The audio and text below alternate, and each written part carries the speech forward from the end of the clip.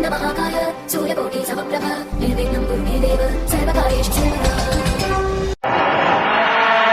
जब रात होती है तो हम एक दिया जला लेते हैं और उसकी रोशनी में खुद को महफूज समझते हैं, मगर उस रोशनी के परे जो अंधेरा है वो अपने अंदर बहुत सारी कहानियां समेटे हुए हैं और इन्हीं कहानियों को आपको लेकर आता है रात के अंधेरे में। उस दिन हमारी दावत थी। मेरा दोस्त रमेश उसके घर पर।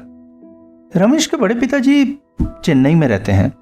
साल में 2 बार वो रमेश के घर आते हैं उनसे मिलने। वो होम्योपैथी के बहुत ही फेमस डॉक्टर हैं। एक समय गांव में रहकर लोगों की सेवा भी की थी। उम्र के जिस पड़ाव में व्यक्ति पैसे और नाम शोहरत के लालच में पड़ा रहता है, उस समय उन्होंने ये काम किया था। हालांकि अभी भी वो काफ़ी फेमस हैं और डॉक्टरी के क्षेत्र में उनका बहुत नाम है, परंतु स्वभाव से वो जरा अलग से ही हैं। तभी तो हम बच्चों को जब भी आते हैं एक न एक दिन बड़ी सी एक दावत जरूर देते हैं और उस दावत के बाद अगर मौका लगे तो उनकी ज़िंदगी के अनुभव सुनते हैं हम लोग। वैसे भी ज़िंदगी में उन्होंने इतना कुछ देखा है कि उस पर तो एक पूरी किताब लिख सकते हैं। आज भी वैसा एक दिन था। हम लोग रमेश के घर पे उपस्थित थे और खाने बैठे थे। अचानक ही उनके बड़े पापा बोल पड़े, लो लो खाओ खाओ, ये है नारियल के दूध में बना स्पेशल क्वालिटी का क्रैब। वैसे क्रैब केकड़ा हम लोगों ने आज तक खाया नहीं था, पर बड़े पापा ने बनाया है तो उसका स्वाद ही अलग होगा, बस ये हम लोगों को पता था। खाना पीना खत्म करके हम लोग थोड़ी देर आराम और बातचीत किए और उसके बाद घर को निकलने लगे और तभी आसमान में छा गए काले बादल। मेरे बाकी दोस्त आसपास रहते थे, इसलिए अपनी गाड़ी और साइकिल से निकल गए।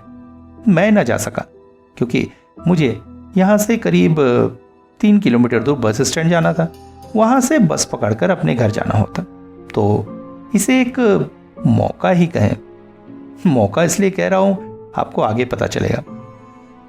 बस फिर क्या था, शाम वहीं बिताई और खा पी कर रात को हम तीनों, रमेश, उसके बड़े पापा और मैं, एक ही कमरे में सो गए। बारिश अभी भी हो रही थी। एक अलग सा ही वातावरण बना था। रमेश बोल पड़ा, बड़े पापा, मौसम तो बहुत बढ़िया है आज, ये भी है, तो क्यों ना आप कोई अच्छा सा अनुभव सुनाए अपनी जिंदगी का, मजा आ जाएगा। मैं भी कंबल के अंदर अपने आप को समेटते हुए, अधलेटे हुए घटना का इंतजार करने लगा। बड़े पापा की घटनाएं अलग ही तरह की होती हैं, उसका अलग ही मजा होता है। वो बोले, कौन सा घटना सुनाओ तुम लोगों को? अरे वही वाली सुनाइए ना जो आप मुझे सुनाते हैं। वही वाली। आज तक कितने बार सुन चुके हो और हर बार चुपचाप आधे में ही सो जाते हो। कभी पूरी सुनी है? अरे इसीलिए तो बोलो, आज ये भी है, पूरी सुनेंगे। वैसे भी आपकी कहानियां तो, फिर तुमने मेरी जिंदगी की घटनाओं को कहानियां कहा। देख रहे हो, तुम्हारे दोस्त में यही एक बुराई है। मैं जब भी उसे कुछ सुनाता हूं, ये उसे कहानी कह देता है। आप छोड़िए ना उस पागल की बात, आप तो जानते ही हैं कैसा है वो। अरे बात सुन, ये एक बहुत गजब का मौका है, इसको पूरा सुन। और तू तो शहर की पत्रिका के लिए लिखता है, इसको कहानी बोल के इस बार पूजा स्पेशल में डाल दे। बड़े पापा का चेहरा जैसे तमतमा उठा। फिर तुमने कहानी कहा? मैंने उनके हाथ को पकड़ते हुए कहा, बड़े पापा सुनाइए ना प्लीज। तभी अचानक आसमान में एक तेज बिजली कड़की।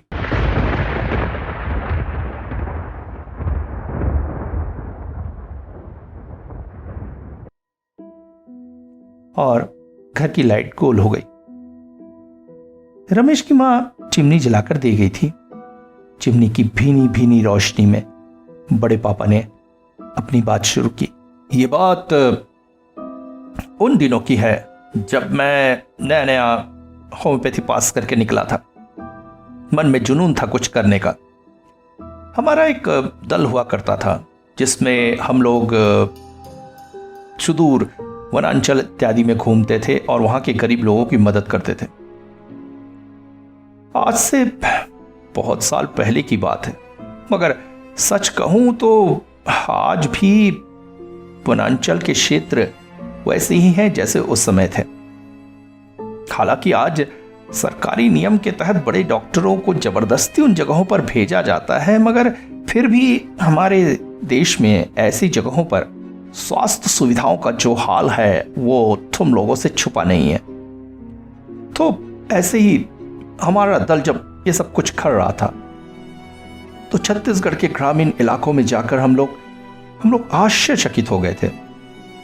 वहां की दशा और बुरी थी।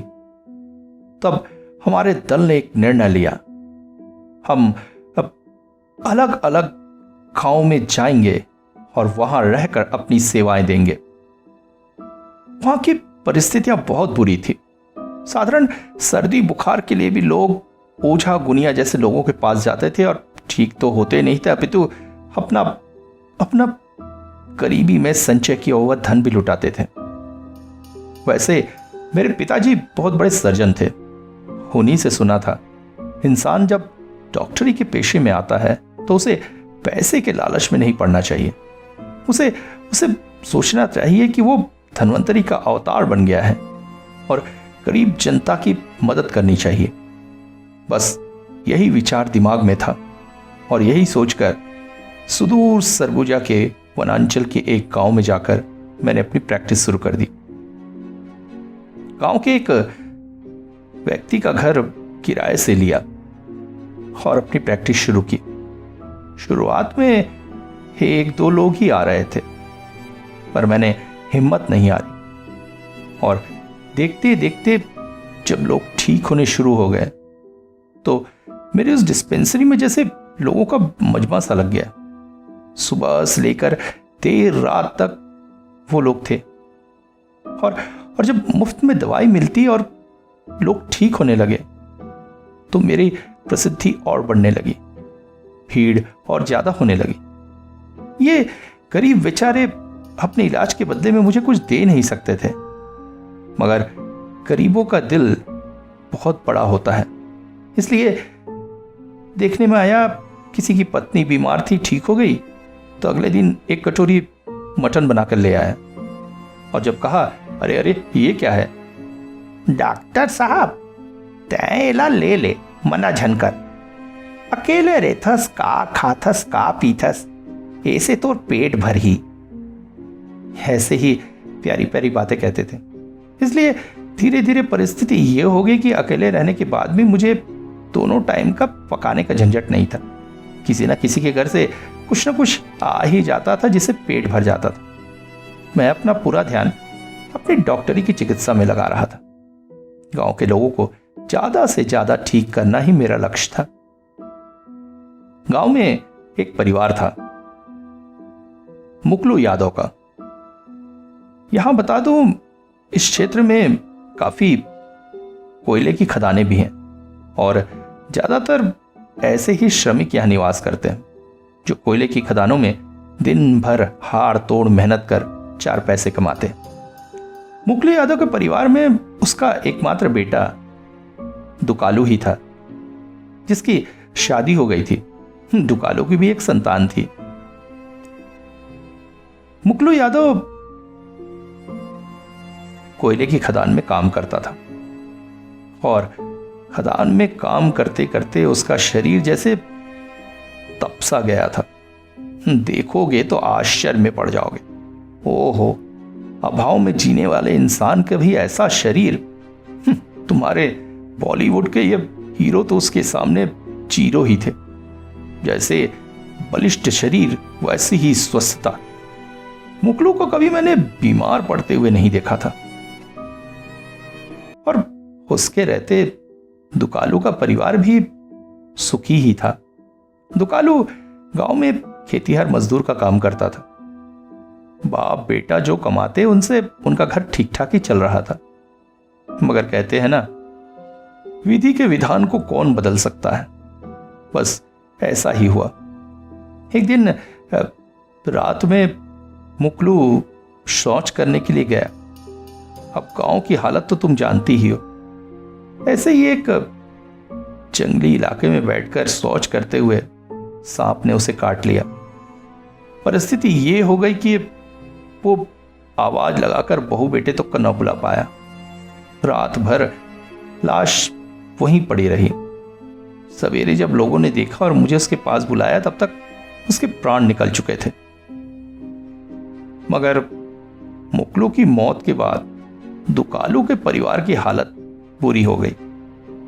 पिता खदान से अच्छी खासी कमाई ही कर लाता था, पर अब खेतिहर मजदूर दुकालू की जिंदगी परेशानियों से भर उठी थी।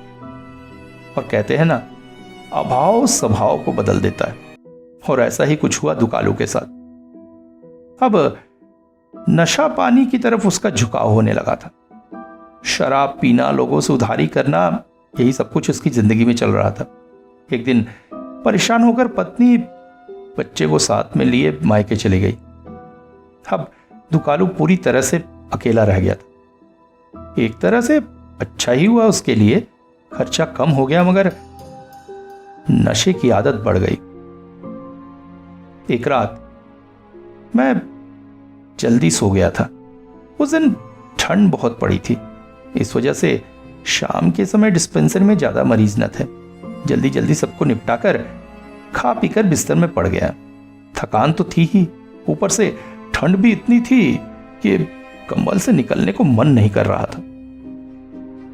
तभी रात कितने बजे होंगे पता नहीं, दरवाजे पर जोर जोर से दस्तक और आवाज आने लगी। डॉक्टर साहब खोला हो, तोलो, हमारी जान बचा लो डॉक्टर साहब, नहीं तो हम मर जाएंगे, डॉक्टर साहब खोलो। मैं चौंक पड़ा, बिस्तर से उठकर आवाज लगाई, कौन है? डॉक्टर साहब, हम दुकालू है, दुकालू। दुकालू? इतनी रात को उसे क्या हो गया? सोचकर दरवाजा खोला। दुकालू हड़बड़ाकर मेरे पांव में गिर पड़ा। डॉक्टर साहब, तू ही सहारा है, तू ही रक्षक है, हमको बचा ले, ये हमको जान लेके रही, हमने ज्यादा दिन बचे नहीं पड़ी। मगर हुआ क्या? कहते कहते दुकालू ने अपनी कमीज उतारी और सामने जो कुछ भी मैंने देखा वो मेरे डॉक्टरी जीवन में ना तो आज तक ऐसा देखा और ना ही शायद भविष्य में कभी देख पाऊंगा। दुकालू के कंधे पर एक बड़ा सा ट्यूमर निकल आया था। ट्यूमर कहूं उसे या फोड़ा कहूं, कुछ समझ में नहीं आ रहा था। मगर फोड़ा होने पर भी इस तरह से मांस बढ़कर इतना बड़ा टुकड़ा बन जाना आश्चर्यजनक बात थी। मैंने उससे कहा, यह कैसे हुआ तुम्हें? पता नहीं डॉक्टर साहब, कल रात तक कुछ नहीं रहा, मगर फिर रात के बहुत दर्द उठा। हम असहाय सा हो उठे और फोड़ा निकल आया, इसे हमको बचाओ डॉक्टर साहब। मैंने फोड़े का थोड़ा अच्छे से निरीक्षण किया, पर मुझे कुछ समझ नहीं आया। मैंने दर्द की कुछ दवाएं इत्यादि उसे दे दी और कहा, कल सवेरे आना, सवेरे अच्छे से देखूंगा। दुकालू चला गया। मगर उस दिन डिस्पेंसरी में बहुत ज्यादा भीड़ थी। मैं घर खाना खाने भी नहीं आ सका था। शाम को जब लौटा तो अचानक चौंक पड़ा। याद आया, दुकालू को मैंने घर बुलाया था दोपहर में। बेचारा आके लौट गया होगा, पर डिस्पेंसरी नहीं आया हो। लगता है सबके सामने अपना फोड़ा दिखाने में शर्मा रहा होगा। यही सोचकर खा पी कर बिस्तर पर लेटा। सोच ही रहा था बेचारे का दर्द कैसा है, क्या हाल है, कि तभी दरवाजे पर दस्तक के साथ रोने की आवाज सुनाई दी। डॉक्टर साहब, आओ का घर में, डॉक्टर साहब हमको बचाए ले, डॉक्टर साहब दुआरी खोल, डॉक्टर साहब पैसा खोल दे, डॉक्टर साहब। अरे दुकालू! मैं जल्दी से उठा और दरवाजा खोला। वो ऐसे ही हड़बड़ाकर अंदर आ गया। वो बोला, डॉक्टर साहब ये कहा है, हमरे पीछे कहा लग गया, हमारी जान बचा लो डॉक्टर साहब। मैंने जब उसकी शर्ट हटाकर देखा, तो जैसा भी मैंने तुमसे कहा, ऐसी चीज मैंने जिंदगी में नहीं देखी थी। अब ऐसा लग रहा था जैसे उसके कंधे में एक और सिर उग रहा है। उस फोड़े में अब बिल्कुल इंसानी आंख और मुंह जैसी आकृतियां प्रकट हो चुकी थी और आकार में वो वो काफी बढ़ चुका था। दुकालू से पता चला मेरी दवाई से कोई असर नहीं हुआ है। अभी तो उसका कहना था, आज आज हम दोपहर के आ ही रहे, मगर तू घर पे नहीं था। ओकरे बाद से हम तोरे से कह रहे, हमें एक पल को चैन नहीं पाए। थोड़ा हमसे बात कर रहे थे, लगातार हमने कान में कुछ फुसफुसावत है, डॉक्टर साहब हम कहाँ हुई है, हम मर जाए हैं। मैं सुनकर आश्चर्यचकित हो गया। क्या फोड़ा बात कर रहा है? नशे में कहीं इसका दिमाग तो खराब नहीं हो गया? पर जिस आकृति में मैं उस फोड़े को देख रहा था, वो मेरे लिए आश्चर्य की बात भी नहीं होती जो कुछ भी दुकालू कह रहा था। अचानक वो बोला, डॉक्टर साहब हमको किसी तरह से ठीक कर दो। तो जितना पैसा लगे बोले हम देव हमरे पास हवे अभी ए रखो, ओ ठीक होई के बाद तो जतका बोलबे अतका पैसा दे दे। पैसे देखकर मैं चौंक पड़ा। दुकालू की आर्थिक परिस्थिति मुझसे छुपी नहीं थी, ऐसे में इतने सारे पैसे उसके पास कैसे आए? मैं चीख पड़ा, दुकालू ये पैसे कहां से आए? सच बताओ, तुम कहां गए थे? कहां से लाए हो ये रोग? सच बताओ, वरना मैं तुम्हारा इलाज नहीं करूंगा। वो बिल्कुल मेरे पांव पर गिर पड़ा और बिलखते हुए बोला, हम सब बताइए डॉक्टर साहब, हम सब बताइए, बस हमारी मदद करो। और उसके बाद दुकालू ने जो कुछ भी बताया वो मेरे लिए और आश्चर्यजनक था। वो बोला, हम वो दिन अपन आंगन में बैठकर सोचत रहे। यहां तुम लोगों को बता दूं, दुकालू का घर गांव के एकदम आखिरी सिरे पर है। उससे कुछ दूर बाद गांव का घना जंगल चालू होता है। ये गांव आबादी के हिसाब से काफी कम लोगों का था। दुकालू के घर से पड़ोसी का घर 2 मिनट के रास्ता तय करने के बाद आता था। सारे घर ऐसे ही दूर दूर थे। दुकालू बोलता रहा, हम सोचते रहे बहुत उदारी हो गया है। अब अगर नहीं चुकाएंगे तो वो लोग हमको मार डालेंगे। कहीं से भी पैसे का इंतजाम करना है। तभी हमारी नजर सामने के जंगल की तरफ गई। गांव वालों से सुने रहा, वो जंगल के अंदर एक पुराना देउल आ। उस देउल के अंदर एक यक्ष प्रेत रहता है। ओकरे पास बहुत सारा सोना चांदी का खजाना है। अगर कोई वो खजाना पा जाए तो माला माल हो जाए। हमरे मन में लालच जाग गया। हम तय किए, यहां तो बड़े बड़े मरना ही है, तो क्यों ना कोशिश करके मरे। अगर प्रेत मार दिए तो कोई बात नहीं, पर अगर वो सोना चांदी हाथ लग गया तो हमारा सब दुख दूर हो जाए। बस यही सोच के वो रात को हम हाथ में कुदाल लेके उस ओर चल पड़े। देखो, जब पेट में भूख की जलन होती है ना, तो इंसान की हर जलन मिट जाती, उसका डर खत्म हो जाता है। ऐसा ही दुकालू के साथ था। रात को वो उस घने जंगल में जाने में भी नहीं डर रहा था। दिन में जाता तो शायद गांव वाले पकड़कर रोक देते, क्योंकि गांव वाले उस इलाके से बहुत डरते थे। दिन के समय वहां आसपास लकड़ियां बीनने के लिए कोई चला भी जाए, मगर रात को वहां कोई नहीं जाता था। पर दुकालू उस रात उस जगह गया। वो आगे बोल पड़ा, हम किसी तरह से वहां पहुंचे। हमने सुन रखा था वहां पे बहुत सारे लंबे लंबे साल के वृक्ष हैं और एक छोटा सा साल वृक्ष है। उसके नीचे ही झुंझाट में वो मंदिर है। मंदिर काफी पुराना था। जैसा दुकालू ने बताया, उसकी चबूतरा करके कुछ रह नहीं गया था। सब कुछ धंसकर मिट्टी हो गया था। उसने वहां पर खोदना शुरू किया। दुकालू खेतीहर मजदूर था। इस तरह के काम करने की उसे आदत थी। कुछ ही देर में उसने एक आदमी के कमर तक घुस जाने लायक गड्ढा तैयार कर लिया, पर हाथ कुछ भी नहीं लगा। निराश होकर कुछ देर वहां वो आराम करने लगा। फिर उठकर अपने घर को जाने के लिए तैयार हुआ। जाते जाते गुस्से से एक हिस्से पर आखिरी बार जोर से कुदाली मारी। तभी आश्चर्यजनक घटना घटी। जमीन भरभराकर बिखर गई और काफी गहरा गड्ढा तैयार हो गया। दुकालू के सिर पर तो लालच का भूत सवार था। बिना सोचे समझे उस गड्ढे में कूद गया। कितना गहरा होगा, कहां जाके गिरेगा, कुछ का भी एहसास नहीं। यहां एक बात तुम लोगों को और बता दूं कि जंगल में इस तरह के काम करते हुए दुकालू को सांप बिच्छुओं का डर नहीं था, क्योंकि ठंड के समय ऐसे जीव ज्यादा नहीं निकलते। दुकालू आगे बोला, हम वो गड्ढा के अंदर गई, तब हमको पता चली कि यहां पे तो एक सुरंग जैसा है। हम आगे बढ़ते चले गए और जैसे जैसे वो आगे बढ़ता चला गया उसका आश्चर्य और बढ़ा। वहां पर एक लकड़ी का कमरा था और उस कमरे के बीचों बीच एक बड़ा सा चबूतरा। दुकालू आगे बढ़ता गया और जैसे ही उसने अपने साथ लाई चिमनी की रोशनी से उस चबूतरे के अंदर झांका, डर के मारे वो 4 कदम पीछे आ गया।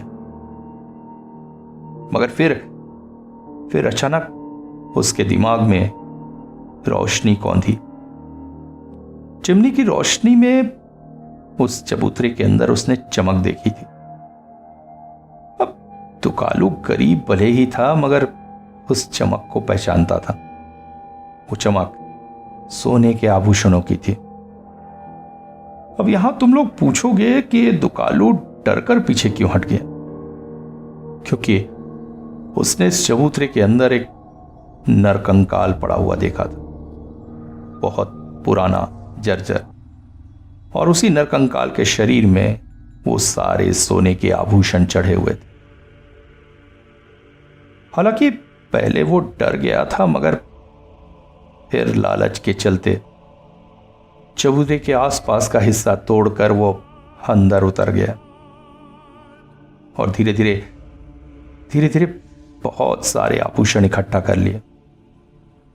तभी उसकी नजर पड़ी कंकाल के हाथों में पहने हुए सोने की कड़े पर। उसका लालच जैसे चरम पर पहुंच गया। उसने धीरे से वो कड़ा उतारने की कोशिश की। तभी उसे एहसास हुआ जैसे उस कंकाल में कुछ हरकत हुई। वो चौंककर पहले पीछे हट गया, मगर फिर उसे अपना मन का भ्रम सोच लालच में बढ़ वो कड़ा उतारने की कोशिश करने लगा। मगर उस कंकाल में दोबारा हरकत हुई। अब की बार इस बात को उसने स्पष्ट रूप से समझा, मगर फिर भी जल्दी से कड़ा निकालकर आने की कोशिश करने लगा। जैसे ही कड़ा बाहर निकला, कंकाल के एक हाथ ने उसकी कलाई पकड़ ली। उसका पूरा शरीर कांप उठा। दुकालू बता रहा था, बाबू कहाँ बताई, वो हाथ में कहाँ पकड़ रही, हमार तो जैसे हड्डियां कड़कड़ा उठी। वो हमको पकड़कर जोर जोर से झकझोरने लगा। हमने बाकी जो गहने इकट्ठा किए थे सब इधर उधर गिर गए। हम किसी तरह से उसके हाथ से बचने की कोशिश करने लगे। उससे छूटने के लिए हम छटपटाने लगे। उससे छुड़ाने की कोशिश करते करते अंत में हम सफल हो गए। बाकी सारे गहने गिर गए, मगर कड़ा लेकर हम किसी तरह वहां से भागने लगे। और तभी उसने अपने उस कंकाल के हाथ से हमारा कंधा पकड़ने की कोशिश की। कंधा तो वो हमें पकड़ नहीं पाया, पर उसके हाथों में नाखून था या नहीं हमका याद नहीं, पर हमरे पीठ में एक खरोच बन गई। हम किसी तरह से वो कड़ा लेकर वहां से भाग गए। बाद में पीठ में असहनीय दर्द हो रहा था न फोड़ने के उससे, पर तब हमका कुछ भी ध्यान नहीं था। हम शहर गए और वो कड़ा बेच दिया। उससे हमको बहुत सारा पैसा मिला। फिर हम चक्कर आकर सो गए और फिर जैसे ही उठे तो ये बुढ़ा। मैं सुनकर आश्चर्यचकित हो गया। ये सब क्या कह रहा है वो? क्या आज के युग में भी ये सब? क्या गांव वालों का विश्वास सच है? और अगर ऐसा कुछ नहीं है तो फिर मेरे पास उसकी बीमारी का अब भी कोई इलाज नहीं था। ऊपर से जब उस ट्यूमर में इस तरह से इंसानी आंख और मुंह निकल आया हो तो मैं क्या कहूं? मेरी डॉक्टरी ने तो ऐसे किसी भी चीज के बारे में नहीं बताया था। मैंने उसे थोड़ी और दवाई दी, हालांकि मुझे पता था उसे आराम नहीं होगा, और उसे घर लौटने को कहा।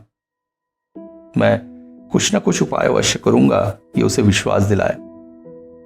बिस्तर पर लेटे लेटे मैं इसी विषय में सोच रहा था। तभी मुझे याद आया गांव के मंदिर का पुजारी। वो ज्यादा पढ़ा लिखा नहीं था, मगर इन सब विषयों पर उसका बहुत ज्ञान था। मेरे साथ उसकी अच्छी बनने लगी थी। गांव के पुराने विश्वास और घटनाओं के बारे में बहुत सी बातें वो मुझे बताते रहता था। मुझे पता नहीं क्यों लगा दुकालू की बीमारी का उसके पास कोई ना कोई समाधान अवश्य है। मैं रात के उस ठंड में ही उठा और एक विंडशीट पहनकर पुजारी के घर की ओर चल दिया।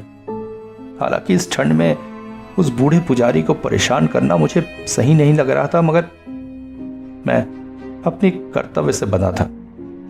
मेरे मरीज की जान पर बनी हुई थी। दरवाजे पर जाकर 2-4 बार ठकठकाते ही वो निकल आया। मुझे देखते ही बोला, अरे डॉक्टर बाबू, का भाई इतना रात के काहे आए? आवा आवा। मैं उसके घर के अंदर गया और बिना कोई लाव लपेट के मैंने सारी घटना खुलकर उसे बता दी और उससे पूछा ये सब क्या है और वो यक्ष राक्षस उसका क्या घटना है। सुनते ही वो चौंक पड़ा और बोला, डॉक्टर तू बड़ा अजीब दिमाग के है। तुमको अब दुकालू को जाने नहीं देना चाहिए था, वो लेके हमरे पास आना चाहिए था। पर कोई बात नहीं, कहकर वो घर के अंदर गया और एक पुरानी सी शॉल ओढ़कर बाहर चल पड़ा। मैंने उसे रोकते हुए कहा, मगर पुजारी पहले ये तो बताओ ये सब है क्या? आओ रास्ता में चलत चलत तो को सब बता दे। मैं उसके साथ चल पड़ा। पुजारी 70 के आसपास का था, मगर उस वक्त उसकी चाल तुम देखते तो मैं ही उसके साथ दौड़ता जा रहा था। पुजारी ने रास्ते में मुझे घटना बतानी शुरू की। आज से कई 100 साल पहले ये गांव पर राजा हरि नारायण का राज रहा। पास के राज्य में दुरत सिंह बहुत दुष्ट राजा था। हरि नारायण पर हमेशा हमला करते रहता। एक बार एक बड़े युद्ध में हरि नारायण ने उसे हरा दिया और तब उन्होंने फैसला किया कि दोनों राज्यों के बीच उनका नया राज्य बनेगा, ताकि दोनों राज्यों पर वो राजत्व कर सके। हरि नारायण रंकिनी देवी का बड़ा भक्त था। उसने देवी से प्रार्थना की कि वो उनके नए राज्य में जाए। देवी ने सपने में उससे बताया कि वो ऐसे नहीं जाएगी, वो उसके पीछे पीछे चलेगी, मगर उसे मुड़कर नहीं देखना है। अगर उसने मुड़कर देखा तो देवी वहीं पर अपना मंदिर बनवाएगी। पर फिर देवी राजा के पीछे पीछे चल पड़ी। आधा रास्ता तहने के बाद अचानक एक बहुत तेज आवाज सुनकर राजा चौंक कर पीछे देखा और देवी वहीं बैठ गई। उसने राजा को आदेश दिया कि यहीं पर उसका मंदिर बने, और वो जो टीले के वहां देउल है वो असल में मां रंकिनी का ही मंदिर है। जय मां रंकिनी, जय मां रंकिनी कहते कहते वो रास्ते में चला जा रहा था। राजा ने पड़ोसी राजा से छीना हुआ बहुत सारा धन इस मंदिर के अंदर ही इकट्ठा करके रखा हुआ था, और मंदिर की सेवा राजा का एक बहुत विश्वास पात्र पुजारी करता था। पुजारी स्वभाव से बहुत लालची था। वो धीरे धीरे यहां से सोना चुरा रहा था। एक रात मां रंकिनी ने उसके सपने में आकर उसे निर्देश दिया कि वो ऐसा ना करे, वो बहुत भुगतेगा। तब पुजारी ने मां से प्रार्थना करके माफी मांगी, पर स्वभाव से वो बड़ा दुष्ट था। वो धीरे धीरे सब कुछ चुराता जा रहा था। तभी यहां पर बहुत बड़ा अकाल पड़ा। बारिश न होने से सबके खेत सूखने लगे। तब गांव वाले राजा के पास गए। राजा स्वभाव से बहुत अच्छा था। उसने सबकी मदद करने के लिए मंदिर के तहखाने से सोना चांदी निकालने के लिए अपने आदमियों के साथ जब पहुंचा तो वहां पर कुछ भी नहीं था। तब उसे समझ में आ गया कि पुजारी ने ही सब कुछ किया है। तब वो पुजारी को बुलाकर बहुत डांटे, पर चूंकि पुजारी पर वो बाकी विश्वास करते थे और उनका सम्मान करते, इसलिए उन्हें आखिरी मौका दिया सब कुछ लौटा देने का। पर धूर्त पुजारी, उसने कहा वो सब कुछ दूसरी जगह पहुंचा दिया है, इसलिए वहां से लाकर वापस करेगा। पर असल में सब कुछ उसी के पास था। वो उस रात उसका राज्य छोड़कर कहीं दूर चले जाने वाला था। मंदिर में थोड़े बहुत आभूषण और थे। पुजारी उन्हें लेने के लिए रात के अंधेरे में मंदिर पहुंचा और तभी मां रंकिनी ने प्रत्यक्ष दर्शन देते हुए पुजारी से कहा कि उसकी मृत्यु होगी और वो यक्ष बनकर सालों साल इस सारे धन की इसी मंदिर में रक्षा करेगा और राजा के अलावा और कोई भी इस धन को ले जा नहीं सकेगा। जो कोशिश करेगा उसे वो मार डालेगा। इसके बाद देवी अंतर्ध्यान हो गई और आश्चर्यजनक तौर पर कहीं से एक भयानक सर्प ने आकर पुजारी के शरीर को काटा और वो वहीं मर गया। तब से वो पुजारी की आत्मा ही उस मंदिर में यक्ष बनकर धन की रक्षा कर रही। जब तक राजा जीवित थे वो धन निकालते थे। उसके बाद राजा के परिवार के कोई भी उस धन को नहीं निकाल सके। अब तो उनका वंश भी खत्म हो चुका है। मगर इस मूर्ख दुकालू ने यक्ष को फिर से जगा दिया है। मुझे तो डर है उसको मारने के बाद न जाने वो गांव पर क्या आतंक मचाए। चलते चलते हम लोग दुकालू के घर के पास पहुंच चुके थे। पुजारी जोर जोर से दुकालू का दरवाजा खटखटाने लगे, मगर कोई भी आवाज नहीं आई। फिर मैं भी पुकारने लगा और अंत में पुजारी ने एक जोर की लात मारी। तुम लोग देखते 70 साल के उस व्यक्ति के शरीर की ताकत। दरवाजा टूटकर अलग हो गया और अंदर अंधेरा था। किसी तरह से एक ठोची चौट जो मेरे पास थी उसे जलाकर हम जगह का निरीक्षण कर रहे थे और तभी पुजारी किसी चीज से टकराकर चौंक पड़े और देखते ही चीख पड़े, दुकालू! दुकालू निस्तेज होकर जमीन पर पड़ा हुआ था। उसकी मौत हो चुकी थी।